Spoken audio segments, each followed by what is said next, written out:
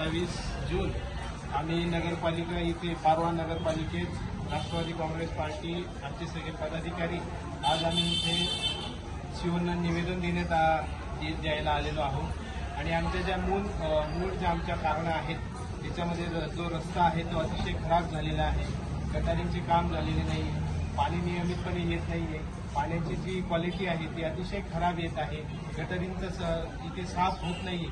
तर आम्ही इथे शिवना निवेदन देत आहोत की आमची जर पूर्तता झाली नाही तर 15 दिवसात आम्ही इथे मोठा राष्ट्रवादी काँग्रेस पार्टीतर्फे मोठा मोर्चा इथे नगरपालिकेसमोर काढणार आहोत। वगैरे जी दुरुस्ती आमची ती चालू आहे अशी तुम्ही स्वतःहून पेपरात दिलेली आहे बातमी, आजच्याच पेपरला ती बातमी आली, तर तुम्ही त्या पद्धतीने कोणती हालचाल केली आम्हाला पण दाखवायचं। आमचा जो दरवाजा दिली जिथे जिथे इंजिनियर जिथे जिथे घुरे असेल चिखल त्या ठिकाणी मुरुम आणि कच जो हे त्याला टाकण्याची। बरं, आता आम्ही 4 पॉईंट मेन सांगितलं पाण्याचं, दुसरं आम्ही सांगितलं गटारी खड्डे, तिसरं सांगितलं रस्त्यांचं। रस्ते सध्या नाही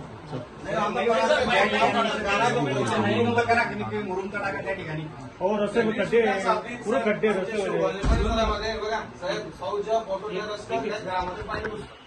बाथरूम मध्ये गटरीचं पाणी जातं, 15 वर्षापासून गटर नाही, रस्ते नाही, साफ करायला कोणी येतं नाही, ठेकेदार आमच्या कॉलेजला कोणी साफ करत नाही आणि पावसाळ्यात पाईप आले तरी थांबून घ्या। आता तुमचं काय होऊन गेलं सर, तुम्हाला पाईपलाईन टाकण्याचे काम थांबून घ्या सर, चांगले रस्ते पोहोचून तिथे पाईपलाईन खड्डा पडतो, काय करतील ते बघू। महत्वाचा विषय तुमचा असं आपले लोक काय करतात माहिती का, काम करताना तुम्हाला थोडं करतात, तुम्हाला टाकतात आणि मोकळे होतात, काम पूर्ण होत नाही। कुठेतरी छोटं मोठं काम चालू असेल इलाक्यात